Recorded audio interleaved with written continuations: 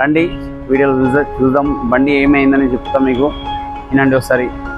ఈ బండి కరెక్ట్గా టైంకి ఆయిల్ అయినందుకు ఇంజన్ సీజ్ అయిపోయింది. ఓకేనా. నెక్స్ట్ దీని బాడీ వచ్చి ఇది. ఓకేనా. సో ఇది ఓపెన్ చేసిన, సగం ఓపెన్ చేసినాను. దీన్ని హెడ్, బోరు, క్రాంక్ విడిగా ఓపెన్ చేసి చెక్ చేసి ఏమైంది, ఎందువల్ల ప్రాబ్లమ్స్ అని చెప్పి చెప్తా ఫ్రెండ్స్. ఓకేనా. దీని గురించి కానీ సేమ్ టు సేమ్ ఇది కూడా, ఇది హోండా మహేంద్ర బండి, మహేంద్ర గెస్ట్. ఇది వచ్చి హోండా యాక్టివా. సో ఇది కూడా ఇంజన్ ప్రాబ్లమ్ ఉంది ఫ్రెండ్స్. ఇది కూడా ఓపెన్ చేశాను, సగమే ఓపెన్ చేసిన, ఫుల్ ఓపెన్ చేయలే. సో ఇది క్రాంక్ క్యాల్సిల్ పోయి ఆయిల్ లీక్ అయిపోయి ఇది ఇంజన్ సీజ్ అయిపోయింది.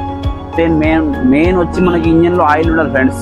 సో ఆయిల్ లేకపోతే ఖచ్చితంగా ఇంజన్ సీజ్ అయిపోతుంది. రెండు బండ్లకి ఆయిల్ అయినందుకు ఇది సీజ్ అయిపోయింది, ఇది చూసుకోనందుకు క్రాంక్ క్యాల్సిల్ వల్ల ఇది సీజ్ అయిపోయింది. ఇది కూడా ఓపెన్ చేసి నెక్స్ట్ వీడియోకు మీకు దీని గురించి ఎక్స్ప్లెయిన్ చేస్తాను ఫ్రెండ్స్. ఓకేనా ఫ్రెండ్స్. Thank you. నా యూట్యూబ్ ఛానల్కి గంట కొట్టండి, అలా కొట్టండి ఫ్రెండ్స్. థ్యాంక్